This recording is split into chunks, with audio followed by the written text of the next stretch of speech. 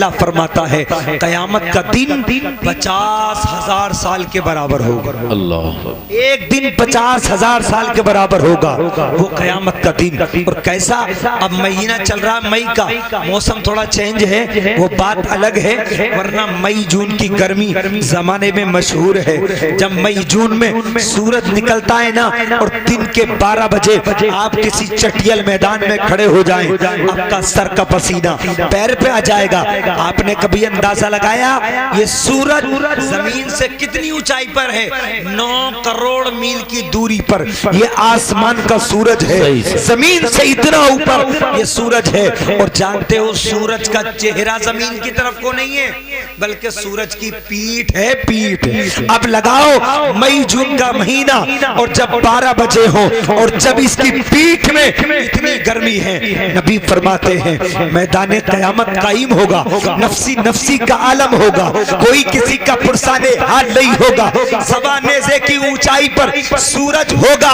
नबी फरमाते हैं सूरज का चेहरा कयामत के दिन लोगों के सरों की तरफ होगा, इतना ऊंचा सूरज होगा सरों से।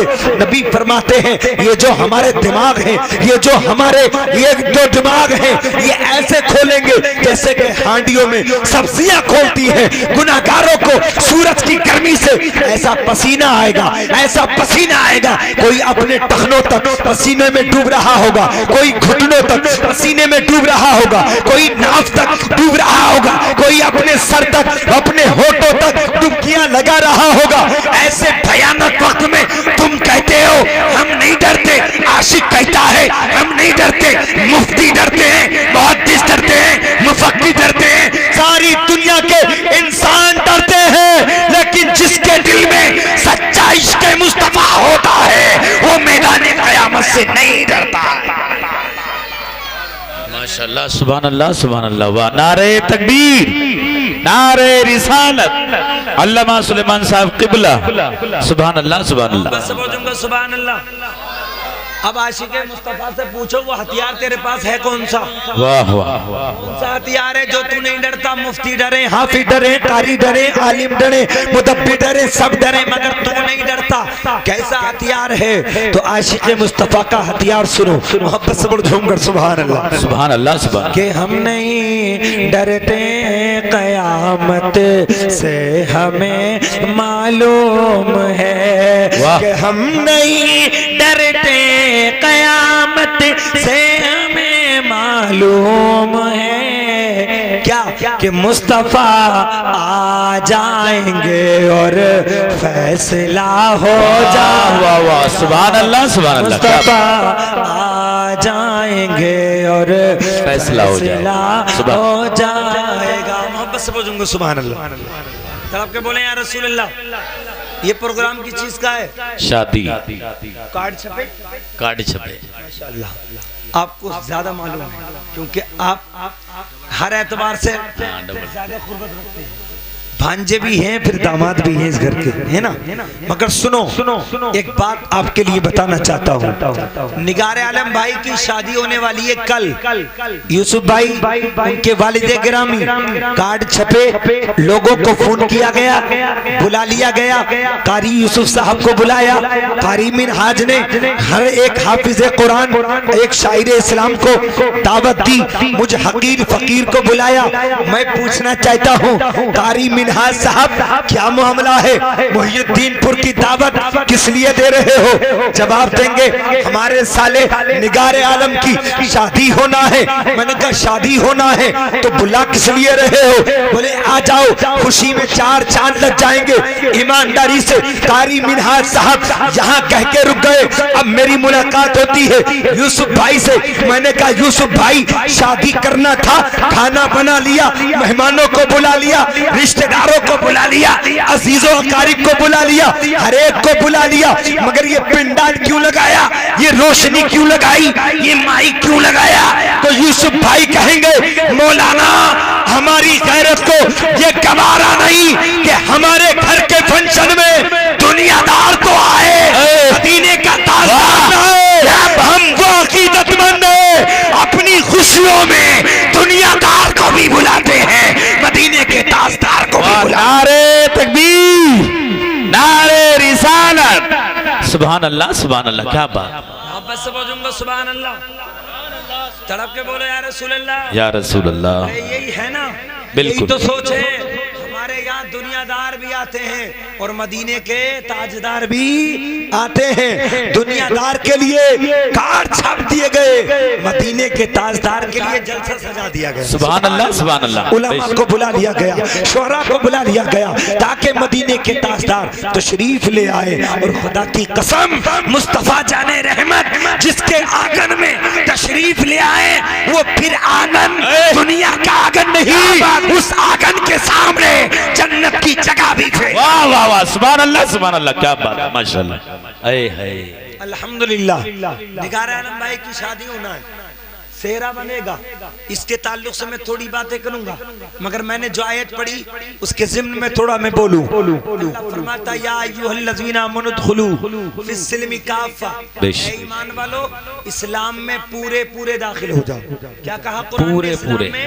अरे बोले यार इस्लाम में पूरे पूरे दाखिल। ये लफ्ज़ पूरे पूरे कहाँ बोला जाता है? जहाँ अधूरे अधूरे होता है, बिल्कुल है ना। हक। पूरा पूरा वहाँ बोला जाता है जहाँ अधूरा होता है, जहाँ अधूरा। आप बोलो ना यार, मोहिउद्दीनपुर बस्ती है ना, गांव है ना, गांव। इसकी भी तो कोई सरहद होगी। अगर पश्चिम में चलेंगे तो वहां जाके जंगल के बीच में जब पहुंचेंगे तो एक हद आएगी, उधर को सैफा सराय, इधर को मोहिउद्दीनपुर। अब एक बंदा वो हो कि जिसका एक पैर मोहिउद्दीनपुर की हद में हो, एक पैर सैफा सराय की हद में हो, तो कोई मोहिउद्दीनपुर का देखने वाला उसको ये नहीं कह सकता कि पूरा सैफ खसरा में है या पूरा मोहिउद्दीनपुर में है, इसलिए कि एक कदम इधर है और एक कदम उधर है। न इसकी गिनती इधर होगी न इसकी गिनती उधर होगी। बिल्कुल इसी तरीके से आप अगर मुसलमान हैं, आप अगर मोमिन हैं और मोमिन के साथ साथ निकाह नबी की सुन्नत है और नबी की सुन्नत पे तुमने डीजा बजाया, नबी की सुन्नत पे तुमने ढोल तमाशे का एहतमाम किया, नबी की सुन्नत पे नाच गाना किया, तो तुम्हारा एक कदम दीन के अंदर है, एक कदम तुम्हारा दीन के बाहर है। न तुम दीन में शामिल हो न दीन के बाहर हो। और याद रखो, इज्जत उसे नहीं मिलती जो अधूरा होता है, इज्जत उसे मिलती है जो पूरा होता है। सुभान अल्लाह माशाल्लाह, हक। मोहब्बत से बोलो उनका सुभान अल्लाह सुभान अल्लाह। तड़प के बोले या रसूल अल्लाह, या रसूल अल्लाह। एक बात बताइए, निगार आलम भाई के सर पे क्या होगा? सेहरा बनेगा कि नहीं? सेहरा जी। बोलो क्या बनेगा? सेहरा। ये सेहरा किस चीज का होता है? ऐसे डर रहे हो जैसे मैंने कोई नई बात पूछ लिया। किस चीज का होता है? फूलों का। और फूलों का सेहरा जब बनता है ना नौशा मियाँ के सर पे, जी, जी। फूलों का सेहरा बड़ा खुश होता है, बड़ा खुश होता है। मगर यहाँ मैं रोक के कहूंगा, ये मेरे भाई और खासकर निगार आलम भाई, आपके सर पर जब सेहरा बंधे तो सेहरे का मतलब ये नहीं है कि फूलों को देख लो, सेहरे का मतलब ये नहीं है कि चेहरे को सजा लो, सेहरे का मतलब आता है जिम्मेदारी।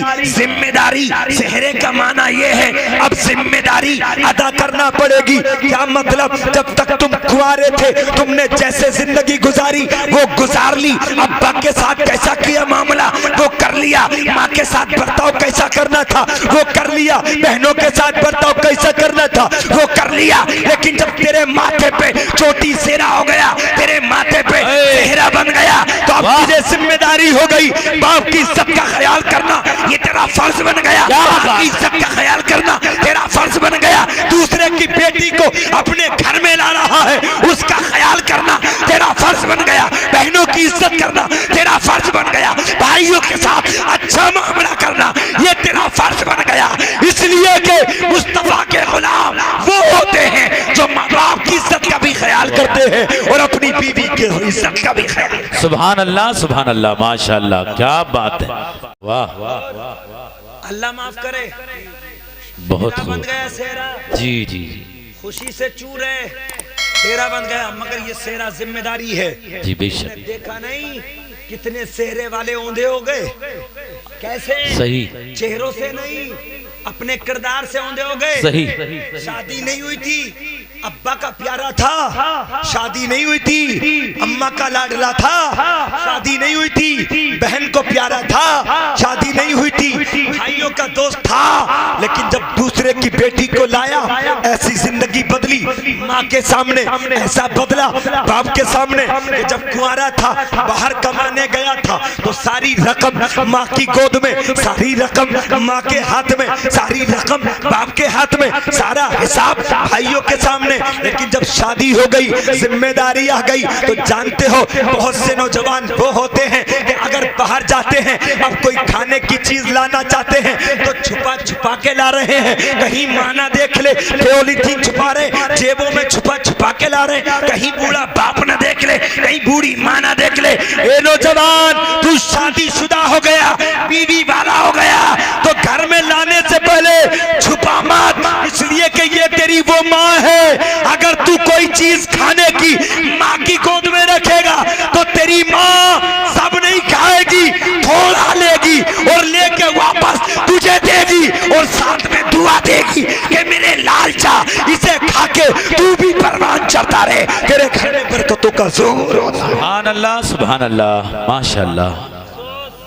हालात और कमी बताते हैं दूसरे की बेटी की, जी सही बताते हैं दूसरे की बेटी, जब से आया जब से बदल गया, बदल गया। जब से मैं ईमानदारी से जिम्मेदारी के साथ बोलता हूँ, किसी बेटी में ये मचाल नहीं जो बेटे को बदल दे। हक है, सही बात। किसी के अंदर ये मचाल नहीं, तुम्हारे अंदर हमारे अंदर खुद ये कमी है, ये खुद कमी है।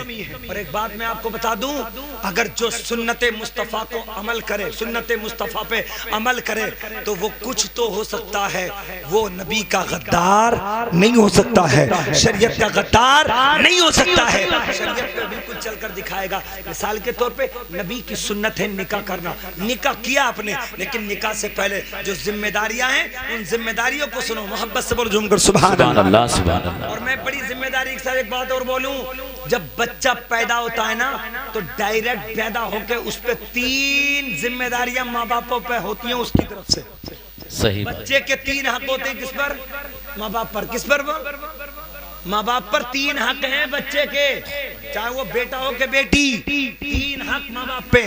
अब माँ बाप अपने हुकूक पे खड़े नहीं उतरते, फिर जब जवान हो जाते हैं बच्चे तो उन्हें ताना देते हैं कि बेटा नाफरमान हो गया, बेटा ये हो गया, बेटा ये हो गया। अरे जब तू अपनी जिम्मेदारी पे खड़ा नहीं उतरा तो बेटे को अपनी जिम्मेदारी पे खड़ा उतरो तो वो कैसे देख सकता है?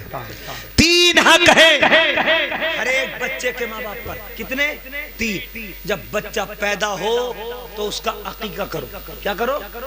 अरे बोलो अकीका, अकीका जिसको कहें हकीका, है ना? हाँ कहते हैं ना हकीका, हकीका नहीं अकीका। पहले अकीका करो 7 दिन में और उसका नाम अच्छा रखो।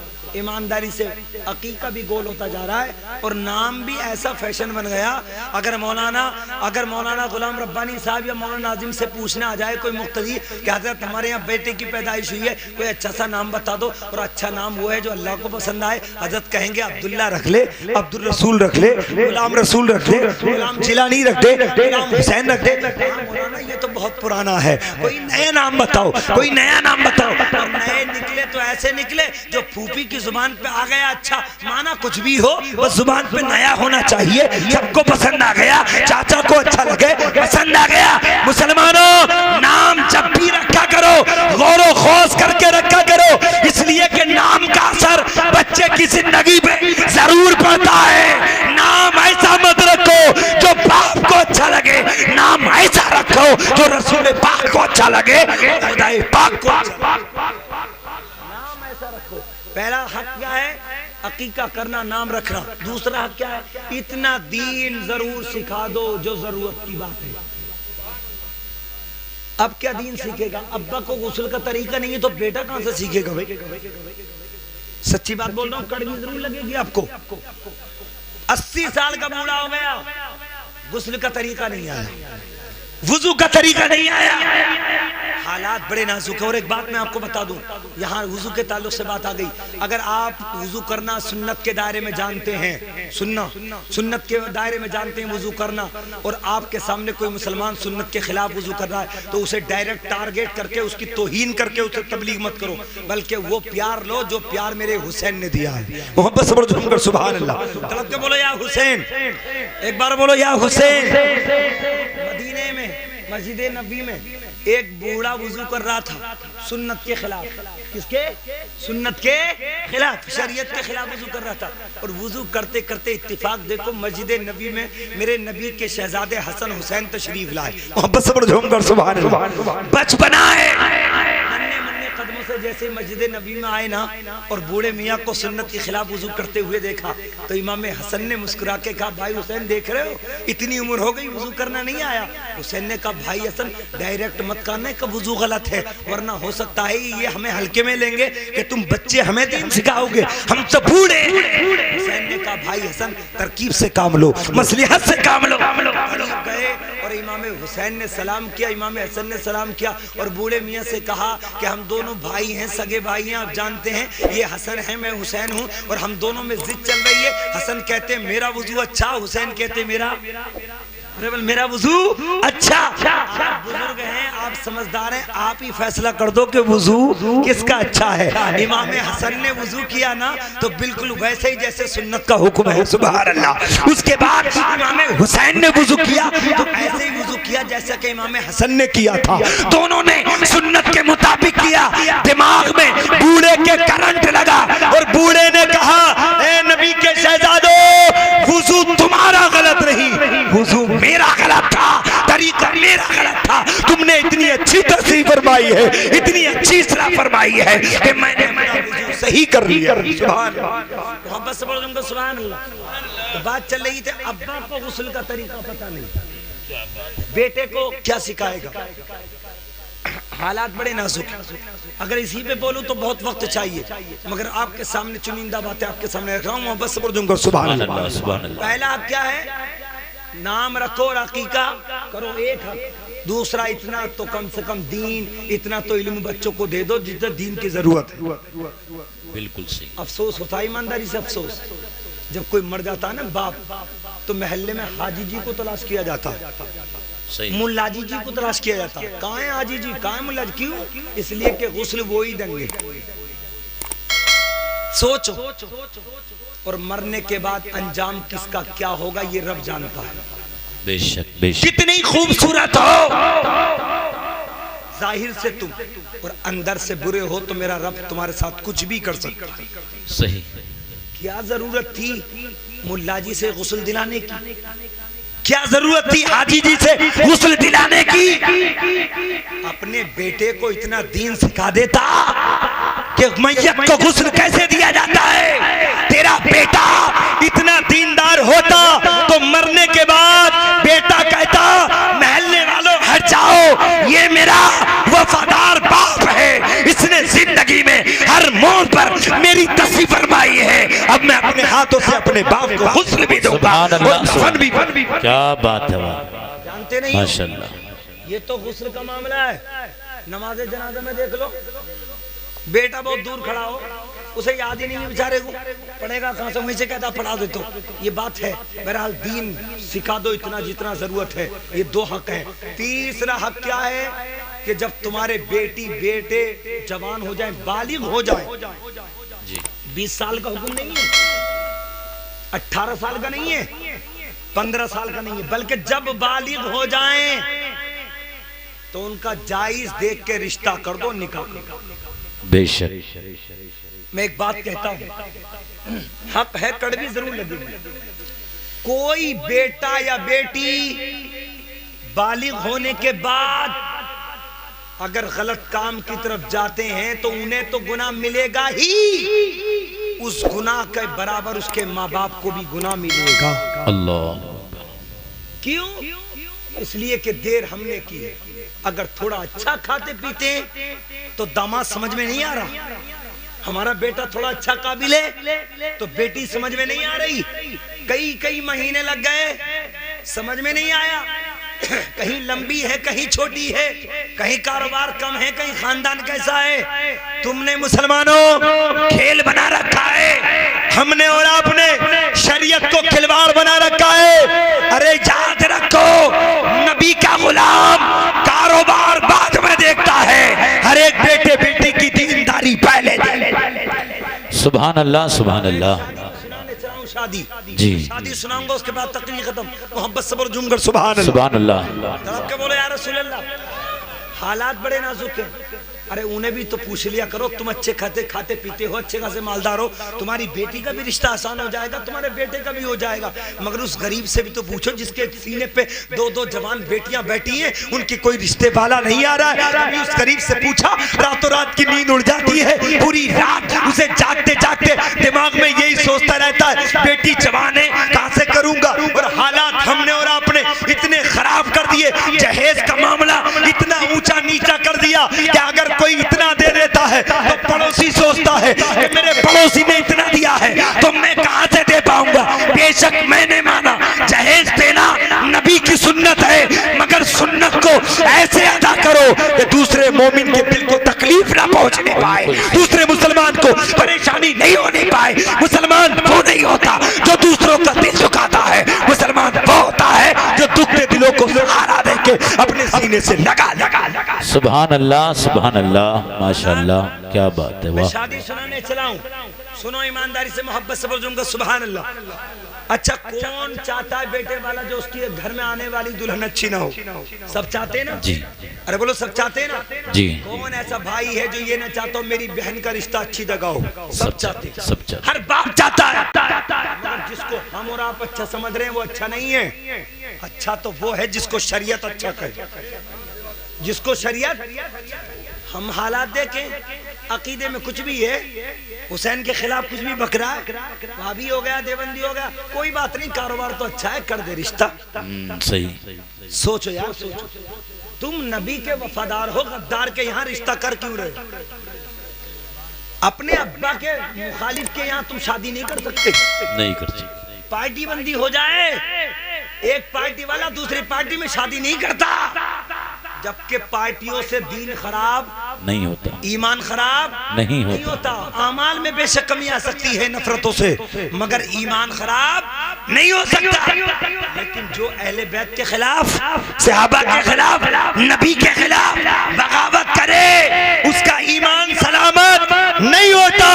हमें यकीन करना चाहिए, हम अपना रिश्ता वहाँ करेंगे जिसका रिश्ता नबी से होगा और जिसका रिश्ता नबी की आल से। सुभान अल्लाह, सुभान अल्लाह। मैं तुम्हें शादी के ताल्लुक से बताने चला हूँ। आज देखो, हम देखते हैं अच्छा रिश्ता मिले, अच्छा रिश्ता मिले, कारोबार भी अच्छा हो, बिजनेस भी अच्छा हो, बेटी का मामला भी अच्छा हो, जो चीज अच्छी देखनी थी वो हमने भुला दी। मैं तुम्हें उमर की तारीफ सुना रहा हूँ, मोहब्बत से जुमकर सुभान अल्लाह, सुभान अल्लाह। वाह। हज़रत उमर कौन? दूसरे खलीफा। और कौन है उमर? मेरे नबी फरमाते उमर की शान ऐसी है कि जिस रास्ते से उमर गुजर जाते हैं उस रास्ते से शैतान भी नहीं भटकता। सुभान अल्लाह। लेकिन अल्लाह अकबर, हमें अगर अल्लाह प्रधानी का मौका दे दे या कोई पद दे दे तो उस पद पे हम अकड़े ना रहें, बल्कि अगर पद पे रह के हमें खिदमत करना है तो उमर फारूक आजम की जिंदगी को उठा के पढ़ दो। सुभान अल्लाह। उमर फारूक आजम अमीरुल मोमिनीन है, अमीरुल मोमिनीन, खलीफतुल मुस्लिमीन। सारी दुनिया आराम से सो रही है, उमर फारूक आजम मदीने की गलियों में, सारे मदीने वाले सो रहे हैं, उमर फारूक आजम उठे और गली में टहल रहे हैं मदीने की, ताकि कोई गरीब गुर्बत में तड़प तो नहीं रहा है, कोई फकीर फकीरी में तड़प तो नहीं रहा है, कोई कमजोरी में सिसकियां तो नहीं रहा। चलते जा रहे, अचानक में एक टूटा फूटा घर मिला। उमर फारूक आजम टूटे फूटे घर के करीब रुक गए। अंदर से आवाज, बूढ़ी आवाज थी, बूढ़ी कह रही थी, बेटी जो शाम दूध दुआ है ना उसमें पानी मिला, उसमें क्या मिला दे? अल्लाह। बताओ, पानी मिलाना सही है गलत? गलत। अरे बोलो गलत है ना? मिलावट करना गलत है, मिलावट करना हराम है। माँ कह रही है पानी मिला दे। और एक बात मैं यहाँ रोक कर कहूंगा, कोई भी बेटी बिगड़े, कोई भी बेटा बिगड़े, हर एक बेटी और बेटे का ऐब सबसे छुप सकता है, माँ से नहीं छुप सकता। सही बात।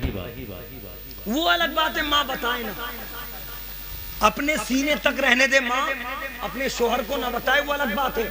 मगर जब भी बेटी या बेटा बिगड़ते हैं तो उसका राज माँ को जरूर पता होता है। माँ नस नस की खबर रखती है, क्योंकि उसकी ममता का ताल्लुक ही है, सही, उसकी ममता का ताल्लुक ही है। हम तुम साथ ले गए और मगर हालात कितने नाजुक हो गए। हम जैसे ही अच्छा बोलने लगे ना, हम 20-25 साल के पढ़े लिखे हो गए और हमारी बूढ़ी माँ से बोला नहीं जाता, उसके तुतला के बोलती है, तो क्या टक्कर करती है, क्या भौंकती रहती है, क्या भौंकती रहती है। ये बात बड़े नाजायज मामलात में हो गई। और दूसरी बात, अगर कुछ लोग ऐसे नहीं कहते तो फिर कैसे कहते हैं? अगर बाप बोलने लगे, माँ बोलने लगे, अरे तुम्हें समझ में नहीं आता मैं क्या ना क्या कह रहा हूँ, तुम नहीं समझ रहे मैं क्या ना क्या कह रहा हूँ, तुम्हारी जिंदगी और थी, हमारी जिंदगी और, तुम्हारा दौर और था, हमारा दौर और है, तुम समझो तो सही मैं क्या कह रहा हूँ। अच्छा, तू समझाएगा अब्बा को, तू समझाएगा अम्मा को। जब तू इतना छोटा था ना, 2 साल का, ऐ करता था, माँ उससे अंदाजा लगा लेती थी मेरा बेटा क्या मांग रहा है। माशाल्लाह, बहुत 2.5 साल का था, तेरी माँ तेरे तोतलेपन से समझ जाती थी ये क्या मांगना चाहता है। और जब तू साफ साफ बोल लिया तो तू माँ से कह रहा कि तू समझ नहीं, तुझसे बोलना नहीं आता था तो माँ समझ रही थी, और तू बिल्कुल साफ बोल लिया तो माँ से कह रहा समझ नहीं रही। कैसा कानून बना रखा है, बिल्कुल सही। अफसोस होता है। ईमानदारी से एक बात मैं कहता हूँ, अगर तुम और हम इस बात पे गांठ बांध देना कि हम कुछ भी करेंगे अपने माँ बाप का दिल नहीं दुखाएंगे, तो मैं जिम्मेदारी के साथ कहता हूँ किसी तावीज की, किसी वजीफे की तुम्हें जरूरत नहीं पड़ेगी। इसलिए कि माँ बाप अगर दिल से दुआ कर देते हैं तो बड़े से बड़े बंद कारोबार भी माँ बाप की दुआ से जारी हो। सुभान अल्लाह, सुभान अल्लाह, बहुत खूब, सही बात। माँ ने कहा दूध में क्या कहा, माँ ने पानी डाल दी, पानी मिला दे। बेटी भी कैसी दीनदार थी, खुदा की कसम, गरीब बेटी थी, यतीम बच्ची थी। कहा अम्मा तुम्हें मालूम नहीं है वक्त का खलीफा कौन है? उमर फारूक। और उमर फारूक आजम सुनने है सारी बात, का उमर है। पता चल गया तो खैरियत नहीं है। तो माँ बोली अरे बेटी किस उम्र की बात कर रही है, वो तो बिस्तर पे आराम से सो रहा होगा, उसे क्या मालूम है। बेटी दीनदार थी, मुस्कुरा के कहने लगी अम्मा उमर सो रहा है, उमर का खुदा तो जाग रहा है। सही। जब इतनी बात कही ना बेटी ने, इतनी बात कही, माँ खामोश हो गई, सो गई माँ बेटी। उमर फारूक आजम ये सारी बात सुन के चले गए और जब दरबार में पहुंचे, फजर की नमाज अदा की, उसके बाद एक कासिद को बुलाया, कहा फला महल्ले में फला जगह एक बूढ़ी का मकान है, उस बूढ़ी को बुला के ले आओ। मोहब्बत से बढ़ कर सुबह। आज का मामला होता तो समझती माँ के फोन कर दिया होगा, हाँ सही है ना। बेटी को और बेटी और माँ के दरमियान कोई तीसरा था ही नहीं। जब कासिद गया ना कि उमर ने बुलाया, बूढ़ी के पैर डगमगाने लगे, जमीन खिसक गई, सोचने लगी वही बात है। मगर उमर को बता किसने दी, बेटी और मैं, कोई तीसरा नहीं। उमर का फरमान था जाती जरूर। कासिद बुला के ले गया, दरबार भरा था, बूढ़ी बड़े कांपते लरसते अंदाज में पहुंची, चेहरा ढका हुआ था। उमर फारूक आजम ने फरमाया बूढ़ी तेरा गुनाह बहुत बड़ा है, तेरी गलती बहुत बड़ी है, तेरा कदम बहुत गलत उठने वाला था। मैं तेरे गलत कदम को तो देख रहा हूँ, मगर ये बता दे बूढ़ी, जिससे तू पानी मिलवा रही थी दूध में, वो शहजादी कौन है? मोहब्बत से बढ़ सुभान अल्लाह, वो शहजादी कौन है? तेरे बेटे की बहू है? कहा नहीं। कहा फिर कौन है? कहा मेरी बेटी है। उमर ने मुस्कुरा के कहा शादी हो चुकी है? कहा नहीं, उमर फारूक आजम मैं गरीब हूँ, मेरी बच्ची यतीम है, मेरे शौहर का साया उठ चुका है, कोई रिश्ता नहीं आता, मेरी बेटी जवान है। उमर फारूक आजम ने इरशाद फरमाया सईफा टेंशन मत ले, तेरी बेटी की दीनदारी से हम इतने मुतासिर हैं, बेटी तेरी होगी, बेटा हमारा होगा, निकाह हो जाएगा। सुभान अल्लाह, सुभान अल्लाह, क्या बात है, माशाअल्लाह। सुभान अल्लाह, बेटी तेरी होगी बेटा। यार कर लेगा कोई ऐसा? नहीं करेगा। हाकिम है, हाकिम खलीफा है, क्या बात है, मोमिनीन है उमर फारूक आजम, माशाअल्लाह। उमर ने जहन दे दिया कि तुम अमीरी गरीबी को मत देखो, हमेशा रिश्ते में दीनदारी को देखा करो, दीनदारी को देखा करो। क्योंकि जानते हो अगर तुम गरीब की बच्ची लाओगे, यतीम बच्ची लाओगे, मुफलिस बच्ची लाओगे, कमजोर बच्ची लाओगे, तुम करोड़पति हो, तुम अरबपति हो, तुम खरबपति हो, तुम लखपति हो, लेकिन तुम किसी गरीब की बच्ची को अपने घर में लाओगे तो वो इज्जत से सांस लेगी, मोहब्बत से सांस लेगी, तू आराम से बिस्तर पर सोएगा। मगर वो दीनदार बेटी रात को उठेगी, फजर की नमाज के लिए वुजू करेगी और वुजू करके फजर की नमाज अदा करके अब नमाज के बाद अपना आंचल फैला के अल्लाह की बारगाह में दुआ करेगी, ऐ मेरे मौला मैंने नमाज पढ़ी है, मैं शौहर के लिए कुछ नहीं लाई हूँ, ऐ अल्लाह नमाज की बरकत से मेरे शौहर के कारोबार में बरकत अता फरमा दे। मेरे नबी फरमाते हैं इधर दिल से दुआ होगी, इधर रब की बारगाह में काबिल कबूल हो। वाह सुभान अल्लाह सुभान अल्लाह। बेशक या अय्युहल्लज़ीना आमनू खुलू फिस्सिल्मी काफ़ा, ऐ ईमान वालो इस्लाम में पूरे पूरे दाखिल हो जाओ। माशा मतलब हम कुछ काम, अब निकाह तो नबी की सुन्नत है ना, अरे निकाह किसकी सुन्नत है? नबी की। एक बात और कहूंगा, मैं इस बात को कह रहा हूँ सुन लियो, और मैं ये हर जगह देखता हूँ इसलिए कह रहा हूँ, निकाह नबी की सुन्नत और वलीमा, अरे बोलो यार वलीमा होगा नहीं है, नहीं है, करोगे वलीमा, कहो इंशाल्लाह, घबराओ नहीं, मैं आपको ऐसा नुस्खा दूंगा कि हर मुसलमान कहेगा इंशाल्लाह वलीमा करेंगे, मोहब्बत से झूम कर सुभान तड़प के बोलो या रसूल अल्लाह। निकाह क्या है नबी की सुन्नत, बोलो निकाह नबी की और वलीमा नबी की, तो ये अधूरापन ही तो है, एक कर ली एक छोड़ दी। और जो छोड़ रहे हो क्यों? अगर बारात में दूल्हा के घर 2 तार पतीले ना पके तो कंजूस है पक्का, है ना? ये रस्म फालतू की है। बारातियों की इज्जत उस बेटी वाले ने दावत दी है दोपहर के खाने की, 5 बजे की दावत नहीं दी उसने। तुम दूसरे की इज्जत से खिलवाड़ कर रहे हो। ये कमी हमारी बरादरी के अंदर ज्यादातर पाई जा रही है। यार तुम बारात लेके जाओ, 12 बजे पहुंचो, 1 बजे पहुंचो, 2 बजे पहुंचो, मगर पहुंचते क्यों नहीं? यहाँ जो खा ली ना इसे भी तो पचाना है। 5-5, 6-6 पतीले यहाँ खा लिए, ये पचेंगे, फिर आराम से पहुंचा 3, 3:30 बजे। यार उसकी इज्जत का ख्याल करो। उसने बेचारे ने 12-1 बजे खाना शुरू किया, सारी बस्ती खाना खा चुकी, तुम अभी तक नहीं पहुंचे, उसकी इज्जत का ख्याल करो। अगर जितने तुमने 5-6 पतीले बारात वाले दिन बनाए थे, इसका सवाब मिलने वाला नहीं है। अगर यही पतीले अगले दिन पका लेते तो वलीमे की सुन्नत का सवाब। सुभान अल्लाह सुभान अल्लाह। बेशक सही। जरूरी नहीं है 5 पतीले बनाओगे तो वलीमा होगा, जरूरी नहीं है। ये तो अपनी हैसियत है, चाहो तो तुम 100 पतीले बना दो, ये तुम्हारी हैसियत है। और जान तो जैसा वलीमा मेरे नबी ने किया ना, मोहब्बत से बोलूंगा सुभान। क्या आज तक किसी ससुर ने दामाद का वलीमा किया है? बोलो नहीं, बोलो यार। अगर कर देगा तो बेइज्जती हो जाएगी। सही। मगर हमने क्या समझ रखा है? अपनी तबीयत को शरीयत समझ लिया, नबी की शरीयत को भुला दिया। मेरे मुस्तफा ने जब बेटी फातिमा का निकाह किया था, मोहब्बत से बोल सुभान अल्लाह, तो अली से फरमाया था कुछ है अली? कहा या रसूल अल्लाह मेरे पास तो कुछ नहीं है।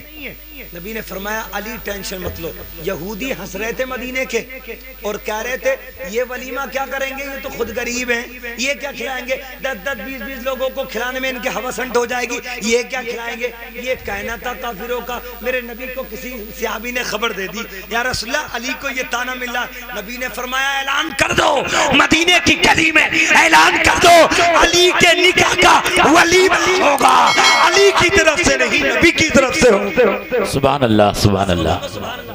किसकी तरफ से होगा? नबी की तरफ से। तो नबी अली के ससुर तो हैं जी। नबी ने किया, और कैसा वलीमा किया मैंने तारीख में पढ़ा। ईमानदारी से वलीमे के खाने बहुत देखे, कई तरह के आइटम देखे, मगर किसी वलीमे का खाना सुबह से लेकर रात तक मैंने चलता हुआ नहीं देखा। सही। और देखा आपने देखा, उठा दो सुबह फजर से लेकर इशा तक चला नहीं, ये अली का वलीमे का खाना था, बेशक नबी की तरफ से था। सुभान। जिस दिन अगला दिन आया, पूरे दिन मदीने वालों के लिए खाना चला, खाना कम। अरे बोलो खाना कम नहीं। एक दिन चला, पूरी दूसरी रात चला, खाना कम नहीं हुआ। दूसरा दिन निकला, पूरा दिन खाना चला, खाना कम नहीं पड़ा। दूसरी रात आई, खाना पूरी रात चला, खाना कम नहीं पड़ा। मुसलसल 3 दिन 3 रातों तक अली के निकाह का वलीमे का खाना चला। वाह सुभान अल्लाह सुभान अल्लाह, क्या बात है, सुभान सुभान अल्लाह। यार तुम और हम कैसे अली के मानने वाले हैं? नाम लेने से अली के मानने वाले, अरे बोलो, सिर्फ नाम लेने से मानने वाले नहीं होते। जब तक अली की जिंदगी को अपनाएंगे नहीं, हसन हुसैन की जिंदगी को अपनाएंगे नहीं, तब तक सच्चे हुसैनी नहीं बन सकते। अब मैं आपको से बताऊं यूसुफ भाई, आपके लिए एक छोटा सा ऑफर है। आप बेशक कल शादी करो, अच्छी करो, उसके बाद परसों के दिन यानी कि वलीमे वाले दिन, जरूरी नहीं है 10-15 जगह बनाना, सिर्फ एक पतीला, कितना कम से कम एक पतीला बना लो और बना के दस्तरखान बिछा के कुछ दोस्तों अहबाब को बिठा के ये कह दो, ये हमारे बेटे के निकाह का जो वलीमा है उसका खाना समझ के खा लो। मेरे नबी फरमाते हैं तुम्हें मेरी सुन्नत का सवाब मिल जाए। मोहब्बत से बोलूंगा सुभान अल्लाह। और ये मैं अपनी तरफ से नहीं कह रहा हूँ, मैंने हदीस में पढ़ा है। मेरे नबी का निकाह हुआ था ना एक बीबी के साथ, तो मैदान में हुआ था, एक रास्ते में हुआ था। नबी ने फरमाया कुछ है, किसी साहब ने कहा रसूल पनीर है, किसी ने कहा यार रसूल घी है, किसी ने कहा यार रसूल कुछ है। तो नबी ने फरमाया लाओ इकट्ठा कर लो। किसी ने खजूरें दी, किसी ने पनीर दिया, किसी ने घी दिया। हुजूर ने वो सब इकट्ठा किया और इकट्ठा करके मिलाया और मिला के दस्तरखान पे रखा। नबी ने फरमाया मेरे गुलामों खा लो, ये मुस्तफ़ा के निकाह के वलीमे का खाना है। सुभान अल्लाह, सुभान अल्लाह। मेरे नबी ने शरीयत में सब कुछ दे दिया। हम अगर लंबा सा लंबा करना चाहते हैं तो 3 दिन तक खिला दो, क्या बात, 3 दिन तक खिला दो। और कम से कम करना चाहते हो एक पतीला तो खिला ही सकते हो, बगैर खिलाए बना देते हो। बस नियत की तो बात है, नियत कर लो। और ये जो मैं बात कह रहा हूँ आपसे, इस पे पाबंदी करो। शादी वाले दिन, बारात वाले दिन ये घर का खाना खत्म करो, इसलिए कि बेटी की इज्जत का सवाल होता है। आप इन तमाम चीजों से बचो। ईमान वालो, इस्लाम में पूरे पूरे दाखिल हो जाओ। अब निगार आलम भाई की जिम्मेदारी है माँ बाप की इज्जत का भी ख्याल करें और वो आने वाली जो दुल्हन है उसकी मोहब्बत का भी ख्याल करें। शरीयत ये कभी नहीं सुनाती जो जाहिल लोगों ने समझ रखा है कि बीवी पैर की जूती है। ये सोच हमारी और आपकी गलत है, इसलिए कि पैर की जूती बीवी नहीं हो सकती। बीवी को अल्लाह ने, औरत को अल्लाह ने कहाँ से पैदा किया? बाईं पसली से अल्लाह रब्बुल इज्जत ने पैदा किया, बाईं पसली से। और बाईं तरफ दिल होता है, बाईं तरफ दिल होता है। अल्लाह रब्बुल इज्जत औरत को पैर की हड्डी से भी बना सकता था, अल्लाह रब्बुल इज्जत औरत को सर की हड्डी से भी बना सकता था। अगर पैर से पैदा कर देता तो लोग कहते ये तो बनी पैर से है, पैर में ही रहेगी। अगर सर से पैदा कर देता तो औरतें कहती हम तो रहेंगे सर पे, हम तो पैदा ही ऊपर से हुए।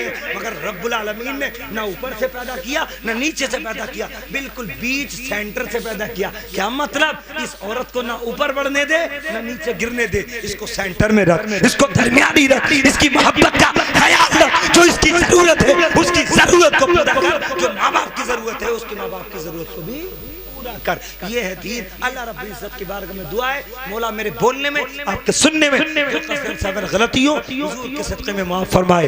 आमीन। व आखिर दावाना अल्हम्दुलिल्लाहि रब्बिल आलमीन। अस्सलाम वालेकुम।